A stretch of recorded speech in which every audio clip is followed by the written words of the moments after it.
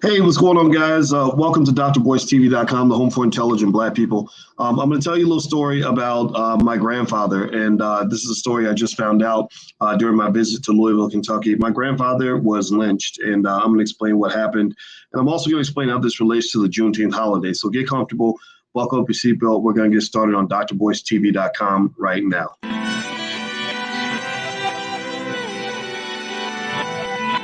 Here we are, clan the isms, cataclysm, great. Our people out here struggling, trying to make it in this state. Everybody out here doing it, but we the ones who late. Now family, we the ones who gotta delegate. Get that money in the power, never be fake. Stick to cosign for 3. What did he say? Create jobs, support our own. Educate the same and buy back your home. Got 3 degrees, triple 10. 3 PhDs, now we on the CNN. DBTV, let's talk about negligence. Ignorance is bliss, but we can turn it to intelligence. Believe none of what you hear, half of what you see. Let's break it down here on Dr. Boyce TV. Here we are. Hey, what's going on, guys? Welcome to drboycetv.com, the home for intelligent Black people. Everybody in here, I hope that you are B1 with me. I hope that you agree with me that the B1 philosophy is the way to go.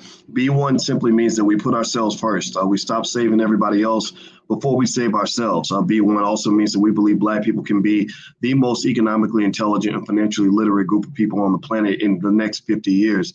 B1 also means we understand we must be one, which means we must get past the Willie Lynchism and stop supporting this idea of Black people fighting and start working on ideas that relate to Black people uniting. If you agree with this concept, put a B1 in the chat, hashtag B1. That's what we believe. That's what we do. So let me talk to you guys a little bit about some of this Juneteenth stuff. A lot of people have been asking me about Juneteenth. They've been asking me about the not just the legislation, but reparations and things like that. And I'm going to tell you, I got a message from God this week. In case y'all don't know, I believe deeply in God. Not in the same way that some of y'all might believe in God. You know, I don't go to church or anything like that, but I believe in the universe. I believe the universe it gives us a type of symmetry in our existence that is beyond explanation. It defies logic. There's no way to explain the symmetries that exist in my life. Even the woman that I met, when the first day I met her, I knew I would be her friend for life. I did not know I was going to be her husband one day, but years later we ended up being married, and we did not plan that. At that time, we thought we'd just be friends forever. But I knew even on the first day, I wrote in my journal that I met the most beautiful woman in the world, and I'm happy that she's my friend. So there's a symmetry. There's a symmetry in the universe that leads us to just kind of say, man, this happened right at the right time for a certain reason. And here's the deal. I was thinking about Juneteenth and reparations, and I want to ask you guys, first of all, hit the thumbs up button. If you haven't done it, please hit the thumbs up, share, subscribe button. But I want to ask you, if you've been following the Juneteenth legislation, how many of you feel that reparations should come with the Juneteenth legislation? How many of you feel that the Juneteenth federal holiday is not enough and that reparations is really what you deserve as a community? Give me a yes or no in the chat. I'm about to text the rest of the tribe and then let them know we're live. Give me a yes or no in the chat. Okay, good. I'm seeing lots of yeses. Okay, good. All right. So, and just so you know, I'm texting the rest of the tribe to let them know that we're live. If you want to get a text message periodically when we go live, just text the word Boyce to 31996. Somebody type that number in the chat, 31996. If you text my name, Boyce, to 31996, you will get a text message when we go live. So text Boyce to 31996 if you want to get a text message. All right. Okay. So I'm seeing nothing but yeses from Romana and Perry and Tracy. And I see you on Instagram, Briltil, Octavia, and a few others. A lot of you are saying yes. And I agree with you 100%. And I'm glad that we're at least on the same page. I'm glad we at least agree that reparations are owed and reparations are necessary. So why am I bringing up this conversation today? And why am I talking about the universe and almost sounding metaphysical right now? I'm sounding like my brother's red pill, blue pill. My wife loves metaphysics stuff. She's a big fan of red pill, blue pill, Bobby Hemmett, Phil Valentine, brother Rich and Black Magic, and shout out to Professor Griff and just all those guys that are doing great work. I love them all. I think that they're all excellent. And so metaphysics matters, right? So the metaphysical moment for me right now is that right at the moment that I'm thinking about these things, we're thinking about Juneteenth, the legislation passed yesterday, all that kind of popped off and went down. I'm in Louisville right now, my hometown. I'm walking the same streets I walked when I was 7 years old. Every street has a memory. You know how it is when you go to your home city. Every street has a memory attached to it. You know, every block you like remembered something that happened in 1985, something that happened in 1992. You know, a person that is no longer with you that is. That was right there, and so Louisville is an emotional place for me. It's like walking into a matrix where my whole past, present, and future all could become connected, and I'm in 50,000 places at once. I'm living in different times at the same time. Again, it's very spiritual for me, and so when I was here, I had this really interesting experience where I got a chance to meet my brother for the first time. He's my long lost brother. We have the same father. And and my father was, you could the whole Papa was a Rolling Stone type thing. That might be a way to describe my father. His name was Boyce, like me, Boyce Dwight Sanders. My name is Boyce Dwight Watkins. And my father, my biological father who raised me, that stepdaddy that everybody likes to make fun of. I think stepdaddies are awesome. Shout out to all the bonus dads out here who are stepping up where other men did not. So my bonus dad, who stepped up and became my father, he changed my name. He adopted me. He said, "This is my son. I don't give a shit what y'all think. I'm gonna protect this boy. God put me in his life for a reason, and I'm gonna do what I'm supposed to do as a man." And so he changed my name, but me and my father have the same name. So I had a brother, and I have a brother and a sister.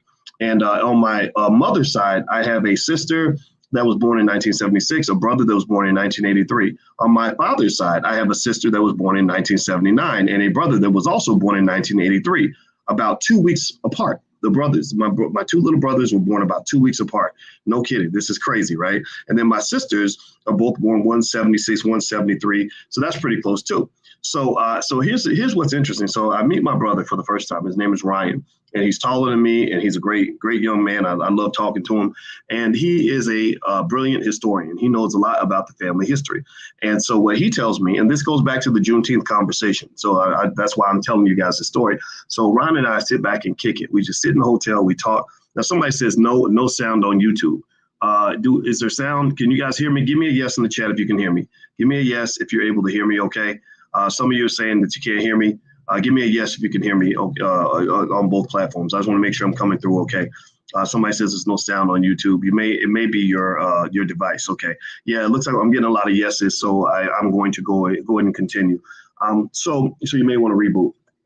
So but then again, if you had no sound, I guess you couldn't even hear me say that.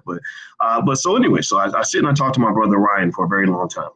And Ryan starts telling me the family history. This is on the same day the Juneteenth legislation gets passed, and he tells me about our grandfather. I had a grandfather by the name of John Henry, and he literally was a John Henry type of guy. I met him one time, big, strong black man. That rolls in our blood. We got strong men in our family, and he was about 6 feet tall, muscular, deep voice, deep Southern voice like that. Real strong family man. Took care of his woman and his kids, and lived to be about 100 years old, 98 years old, something like that. Well, John Henry had a father named Albert, and Albert Sanders, that was his name, actually had an incident. There was an incident in Louisville, Kentucky, or near Louisville, where I'm at right now, where Albert was in the grocery store with his wife, and a white man stepped on his toe. So I guess his wife would be my great grandmother. So the white man steps on her toe, and she says, she gets outraged. She's like, "You stepped on my foot. Like, you need to apologize." And he says something like, "Get out of here." And he calls it the N-word. "Get out of here. I'm not even going to say it because I don't like saying the word online like that, because it's digital censorship. But so my grandfather, Albert, gets outraged. He's like, "Whoa, you can't talk to my wife like that." So remember, this is back in the day when black men protected black women, when you didn't have guys like eccentric Uncle Junior who says simping ain't easy, in the comments, you didn't have wimpy guys like him. You had men that actually wanted to protect black women, and that runs in our DNA. And so my great grandfather Albert steps up, and he tells the white man, like, "No, you can't talk to my wife like that." And the white man keeps smacking, running his mouth or whatever. So great grandpa Albert took a brick and put that brick upside this white dude's head. Like, he busts his head with a brick, right? And this is in the 1920s, right? And so after he busts his head with the brick, well, the white folks get mad. So they go back and they get together and they went and got my great grandfather, Albert, and they hung him. This is the story. They hanged him. They lynched. So he was lynched. My great grandfather was lynched. And so I heard this story on the same day that you were talking about this Juneteenth legislation, right? This Juneteenth law that was passed by the Biden administration, allegedly to right some of the wrongs of the past, or so they think. And you guys probably know my opinion, and I've shared this on my Instagram. My Instagram is the real Boyce Watkins. My Twitter is Dr. Boyce Watkins 1. Please follow me on Twitter. Please follow me on Instagram, because I'm not going to argue with stupid people. I'm not going to argue with backward thinking black folk. I just don't want nothing to do with that. I just don't, call it elitist, call it what you want. But I believe black people need to start thinking in an elite fashion. Stop seeing yourself as the bottom of the barrel. Stop seeing yourself as the losers in the room. Stop seeing yourself as the weakest link. Start seeing yourself as the strong people that you are. Start seeing yourself in an excellent way so that you will become excellent people. So I'm sorry, it may sound elitist when I say that only about 10, 15% of black folks may get what I'm saying. But I'm sorry, if that's elite, then I don't give a fuck, because we need to start thinking in an elite manner if we want to start winning championships. If you want to win championships, you must start off by believing that your shit don't stink, that you can't be defeated, that you are the greatest, that you will win. I'm in Muhammad Ali's hometown right now. I'm going to be in the Muhammad Ali Center tomorrow for Knowledge Fest. And Muhammad Ali didn't walk around saying, well, I'm just okay. I'm just mediocre. I'm average. No, he said, I'm the greatest. He said, I'm the greatest. He didn't go around saying, well, it will be elitist for me to say that I'm the greatest, because there's a lot of good fighters out here. He didn't do the Joe Louis humble thing, because that humbleness got Joe Louis fried. Joe Louis was humble. Joe Louis followed the rules. Joe Louis did what white folks told him to do. They told Joe Louis, they made rules for him. Did y'all know that? They made rules for Joe Louis. They said, you must not be seen with a white woman in public. Did y'all know that? They told him, you cannot be seen with a white woman in public. He said, yeah. As a boss, okay. And then they said, when you knock out an opponent, you cannot flaunt, you cannot taunt the opponent, you cannot be proud and boastful. You got to walk to your corner with your head down and sit down, right? And he did, okay, boss, I'm going to do it. He was seeking approval because he didn't want to offend his oppressor by letting his light shine. Some of y'all go through that. Some of y'all got oppressive people around you, and they may not even be white. Some of y'all got Negro naysayers around you who are oppressing you worse than white folks are. Most of the heat that a lot of intelligent black people get online is not from white folks, it's from black people. Some of y'all got black folks that don't want to see you shine. They want to dog you out because you think you want to do well. You don't want to be in the struggle. So you're like, okay, I want to fit in. So I'm gonna be ignorant. I speak with proper English, but I'm gonna start speaking with broken English so that I can be like the rappers and everybody will think that I'm relatable. You're doing what Joe Louis did. And let me tell you what happened to Joe Louis. Even though Joe Louis followed every rule, even though Joe Louis placated in every way, Joe Louis bent over and let them butt break him, even though he was one of the strongest athletes on the planet. He let them butt break him like a little boy. He still died broke.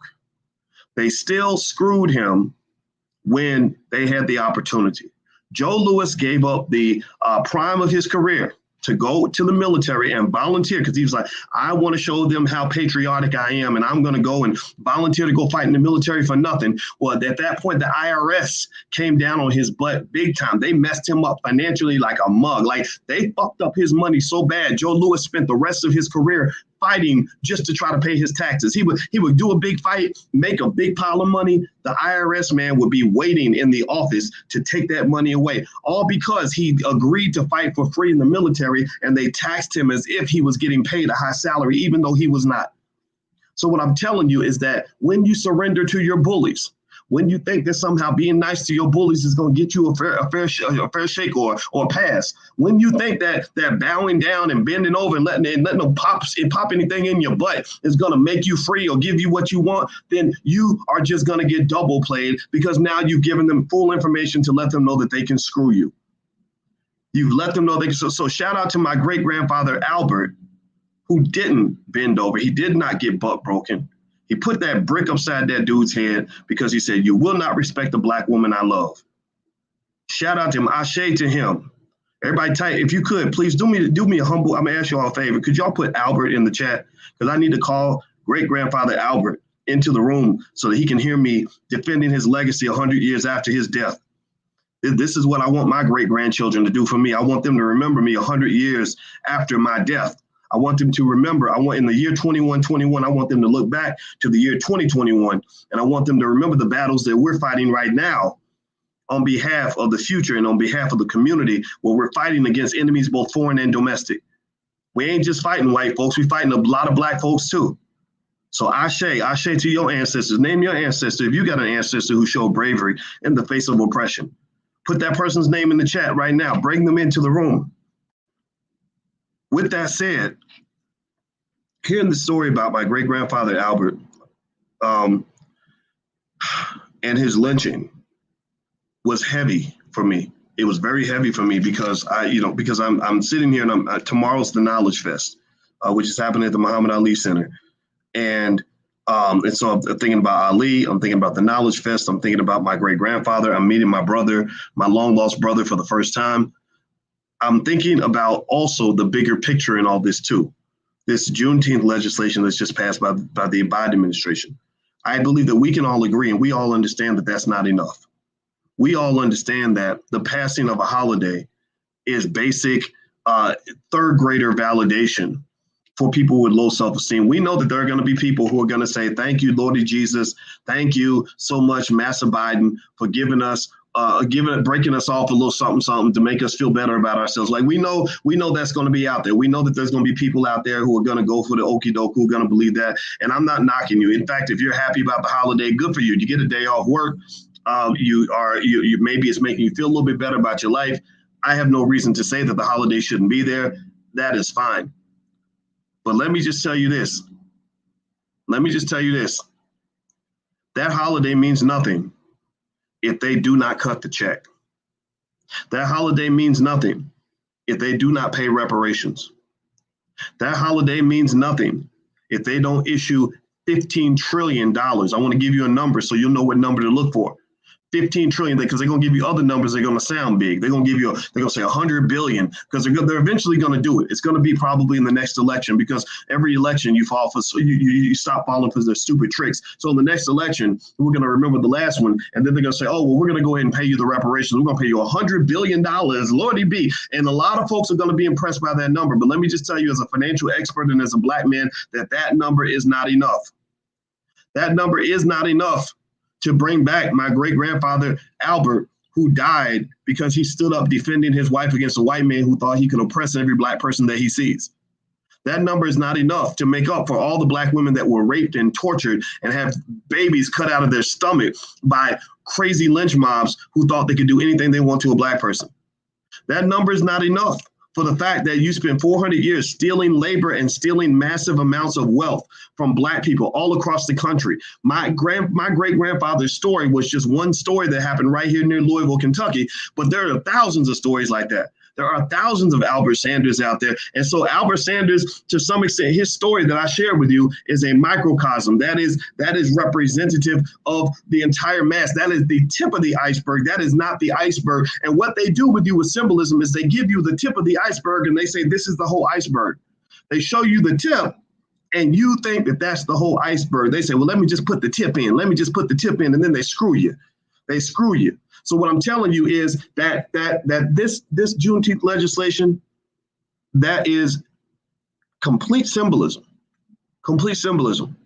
In fact, those of you who are entrepreneurs you already get your day off. So you can take a day off whenever you want to. So shout out to the entrepreneurs in the room, and those of you who are wantrepreneurs. Most of you either are entrepreneurs or you're trying to become entrepreneurs because you want to get away from this toxic system. For that, I congratulate you. So the symbolism, fine. Do that. Pass the law. Let white people have the day off too. I don't care. But please understand that this means nothing compared to what the final objective must be. And the final objective is not even reparations. It is getting the right amount of money that at least remotely reflects the tragedy that you've gone through in America and how much wealth was stolen from you by these people who are acting like giving you one little holiday is going to be enough. Do me a favor, hit the thumbs up button, hit the share button, hit the subscribe button. I want to remind you guys that that this podcast is on Spotify too. So if you have Spotify, you want to listen in your car, just look up the Dr. Boyce Breakdown, or you can go to the drboycebreakdown.com. There is an audio version of this podcast in case you can't watch the video or you're at work and you want to put the headphones on, whatever the case may be. Also, I want to remind you guys that if you're in Louisville, the Knowledge Fest happens tomorrow. Brother Kari Muhammad did a great job of putting together a great event. A lot of great people going to be there. Brother Ben X, Red Pill, Blue Pill, Styles P, the rapper, the BWO, shout out to them, Sabir Bey. A lot of great people will be there. So if you want, and of course, I'll be there as well. So if you want to join, you can go to meetinc.org. There's a URL on the screen, meetinc.org. All right, so hit the thumbs up button and put a B1 in the chat after you do. Please hit the thumbs up button and put your B1 in the chat to let me know that you did that, and share this video if you're on Facebook or anything like that, because I think people need to hear this message. All right, so Dre Day says, love you, big bro. We need real change. I agree. Powernomics, y'all. B1, baby. That's right. That's right. Thank you for your support of the platform. I appreciate that very, very much. And I will do my best to represent you to the fullest and to the best of my ability. And let me just give you something back in exchange. If you go to theallblackagenda.com, there's a free book that I put together. It's a short little ebook that explains my $5 a day investing plan, where you can build wealth and at least create freedom for your children by making sure that they have an asset base when they get older, so that they can quit their job if they want to. They can buy their first home when they want to. They can go ahead and start a business when they want to. You want your kids to have an asset base. Don't just train the kids to have an endowment, or don't just train the kids to have a job. Train them to have an asset base, because an asset base is better than a job. A job is where you make money when you work. An asset base is when you make money because your money is working for you. Okay, so I want your children's money to be working for them, and you have time. If you start in the year 2021, then your kids will be good in the year 2041. But it takes time. You got to plan ahead. Those who win are those who prepare. Sun Tzu in The Art of War, because you are at war, Black people. In case you don't know, you are at war. Sun Tzu in The Art of War said that battles are won before they begin. Battles are won before they begin. What does that mean? Well, that's like basketball. When you watch basketball players, when you watch the Brooklyn Nets and the Milwaukee Bucks playing on the court, you're not really seeing what they're doing on that particular day. You're seeing thousands of hours of preparation that they've done before the game to get ready for the game. You're seeing a display of all the hard work they put in the gym to get ready to play. When they show up in their muscle bound, trimmed down, 5% body fat, that comes from the hard work they did before the game. They didn't do that during the game. When you see the perfect jump shot, or you see James Harden make these crazy moves, that's because of all the thousands of hours of preparation he did before the game, not what he did during the game. He didn't get to the game and say, well, I'm going to become a great player today. No, he chose to become a great player 10, 20 years ago. So what I'm saying to you is that if you want to be a player in this game of global economics, you got to practice the game as early as possible. You have to have your children saying, I played the game well, not because I decided to start playing the game well last week. You want your children to say, I'm playing the game well because, like an NBA superstar, I started practicing. I chose to become a great player 20 years ago. That is how you become great. That is how you win championships. That is how you win in the future. You win the future by preparing for the future. Do you understand what I'm saying? Give me a yes or no if you get what I'm saying. So here's where I want to go with this. Here's where I want to go. When you talk about the reparations conversation, the Juneteenth holiday reminds me of that book I have all the students in the Black Business School read, called How the Jews Invented Hollywood. Now, that is not an anti-Semitic book. This is not anti-anybody. I'm not I don't care about I'm pro-Black. I'm not anti-nothing. And maybe I'm anti-ignorance. That might be it. I don't like people that want to be ignorant. That ain't fun for me. Ignorance is like how you got here. Let's do something different. But I'm not anti. But this book is great because it breaks down and explains exactly how the Jewish community made a major power play and built Hollywood so that they could control their own image to the world.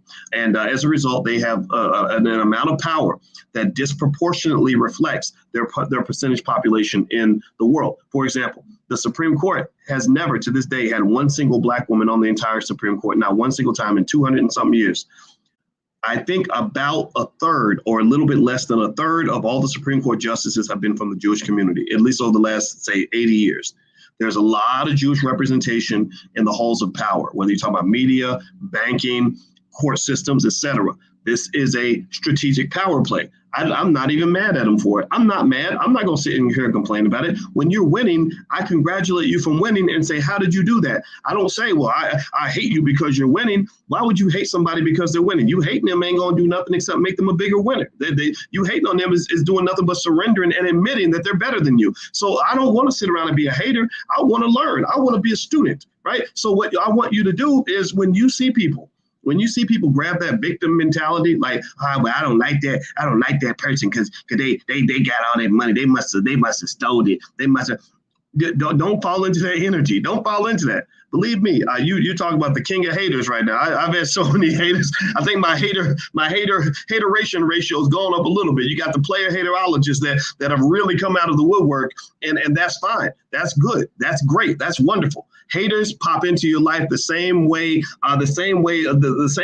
bacteria reacts to an infection. The way when you become the shit, you're gonna attract the flies. So when you tell me that when you show up and you start buzzing in my ear and getting on my nerves, that tells me, oh, I must be the shit, because flies attract shit. Flies attract people who complain. Flies attract people who are mad. Flies attract people who hate on the person who has started winning. So I want you to go out and make it your mission in life to get as many haters as you possibly can, because you are the shit. You are going to be great. You are going to be extraordinary. Why? Well, because you're here. You're here because there's nothing about this message that is typical. There's nothing about what we do on this platform that is average. This is not something that you see in mainstream media anywhere. Am I right or am I right? You don't see this kind of conversation. You don't see true Black empowerment talk, because many of our people never learn what power really looks like. They don't even know what it means to be powerful. I'll give you an example. I had a billionaire that came on the channel named Mike Roberts. And one thing Mike Roberts said was, he said, rich people are very loud. He said, but wealthy people, he said, no, we whisper. We whisper. Because we ain't got to be loud to prove to you. My interpretation of his statement, I'm taking a liberty here, but my interpretation is that when you got that kind of power, when you got real power, you ain't got to be loud about it. You ain't got to yell about it. You ain't got to say, look at me. I got gold chains and Gucci down to the side. No, you don't have to do all that. You know you have power. You're just trying to strategically think about how you're going to execute that power. So wealthy people whisper. So at the end of the day, just make your move. Just make your move. People that talk more about what they're going to do than actually do it are typically people who are talking a lot, because talk is cheap. Talk is easy. Talk is free. Action is where the gold is at. The execution is how you win the championship. That's how you really get to where you want to get to. So understand what power looks like, because I want you to have real power. Now, do me a favor, hit the thumbs up button, share button, subscribe button. If you haven't done it yet, please do that. Please hit the thumbs up button right now if you haven't done it. And I want to remind everybody one more thing too. In case you're interested, there's a brother that created a really great Black Wall Street board game. And he actually agreed to teach a class in the Black Business School. And I don't have the brother's name in front of me, but it's really, really interesting. And I'm actually put the URL. I think it's blackwallstreetcourse.com. And what he does in this course is a 6-week course that starts on the 24th. And it's for children. It's for children up to the age of about 15 to 18. And basically what he's going to do is he's basically using the board game. Everybody gets a free copy of the board game. And then he spends 6 weeks not just teaching about Black Wall Street, but teaching principles of Black Wall Street that allow people to build. One thing about Black Wall Street and about your story on reparations and all that is I want you to acknowledge the story, but I don't want you to get into a pity party. I don't want you to get into one of those woe is me, we can never do this again type of things. They tried, in some areas they tried and did not succeed. But, remember that in order, the first slave to try to get off the plantation probably didn't succeed either. In fact, there were hundreds of slave revolts, and almost all those slave revolts failed. Why did they all fail? Because it was typically because a Black person snitched. It was typically because the Negro naysayer in the group, look it up, Dr. Claude Anderson has talked about this. Most slave revolts failed, if not all of them actually, in the United States. They failed because there was a Negro naysayer. Negro naysayers are the people that have a problem for every solution, who think every Black business is garbage, who give you more heat and more static for your business than they would ever give white people, who will attack you at every turn, right? And basically, that's why the slave revolts didn't succeed. But they were not a waste of time. Nat Turner died probably thinking that the world would forget about him, that what he did wasn't a good decision, that he failed, that he shouldn't have done what he did. But actually, Nat Turner is one of the greatest inspirations in all of Black history. Nat Turner is he lived forever from that moment, right? So what you got to do is see the bigger picture. And so what I want you to do is when you think about Black Wall Street, or you think about even when I talk about my grandfather's lynching, Albert Sanders, I tell you that story not because I want to sit back and say, dang, see, this is what they do to us. They always hurting us. They always attacking us. And hands up, don't shoot. Black Lives Matter, y'all. Black Lives Matter. I'm not doing that. No, I'm saying that I'm here to avenge his motherfucking death. What I'm saying is I'm here for payback, and payback will be a motherfucker for you. Like that's why I'm here. I'm here to say, like the bill collector says on the phone, when can we expect payment? Right? So I'm here representing, I'm bringing his DNA to the table and saying that, oh, he didn't die for nothing, y'all. He didn't die for nothing. No. We're going to make 100% sure that you pay the entire tax for what you did. We're doing some mafia, La Cosa Nostra type of shit where we're like, no, we're here to avenge his death. We're not here to feel bad about it. I don't want you to acknowledge it. I don't want you to name a street after my great grandfather. I don't want you doing none of that.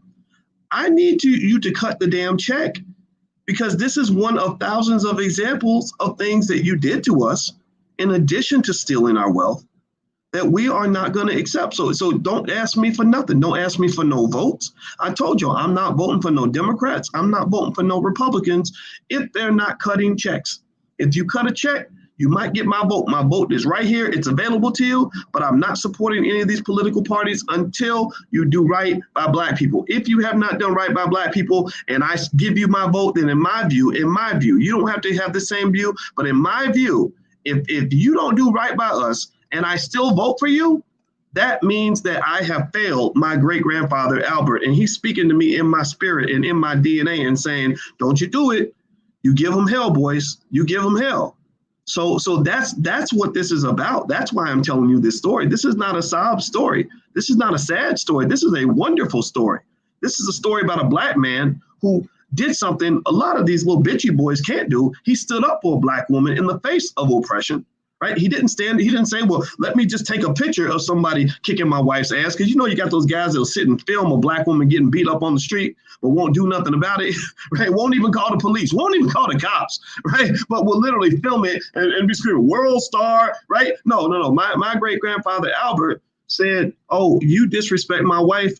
Well, this brick will be upside your head, and I don't care how white you are. Your whiteness will not protect you from the wrath of a Black man who loves a Black woman, period. So I am so proud of him. I am proud to know. I'm like, man, this is my stock. This is what I come from. Well, Boyce, you came back down from nothing. If he could stand up to something that would get him lynched, then you can certainly stand up to a bunch of backward thinking Negroes on the internet. You can certainly stand up to a bunch of white folks who want to get you by with the okie doke. There's nothing in this life that we are facing right now at any point that even comes close to matching what our ancestors faced and what they stood up against.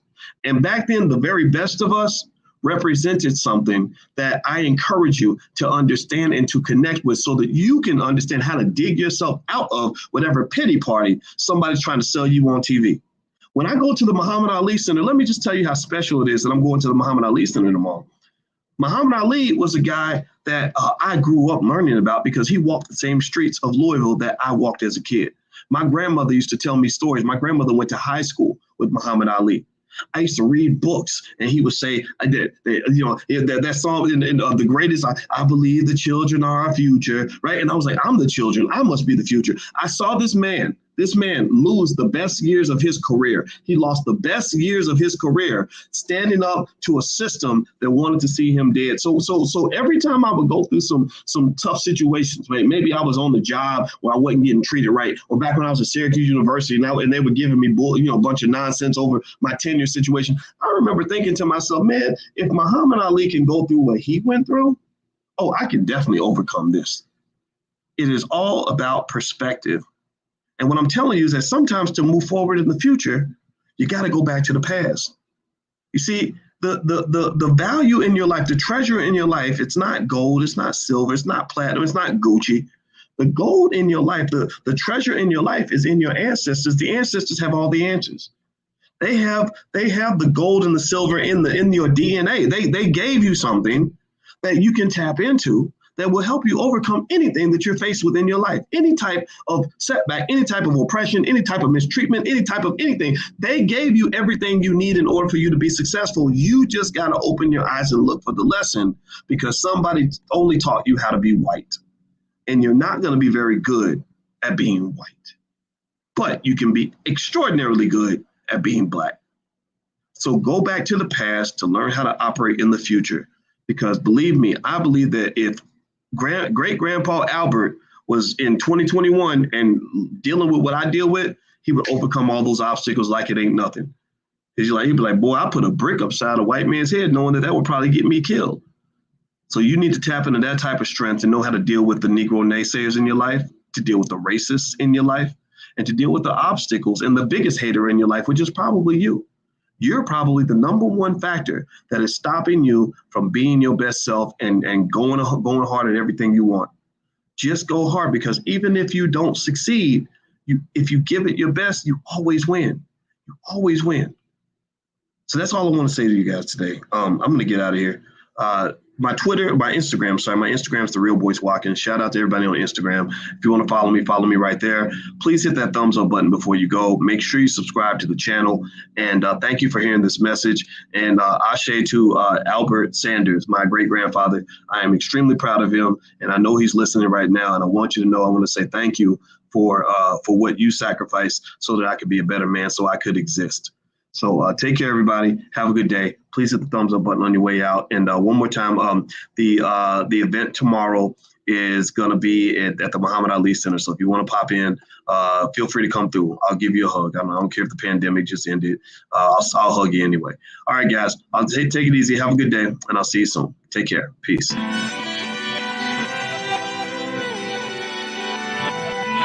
Here we are, clan the isms, cataclysm great. Our people out here struggling, trying to make it in this state. Everybody out here doing it, but we the ones who late. Now family, we the ones who gotta delegate.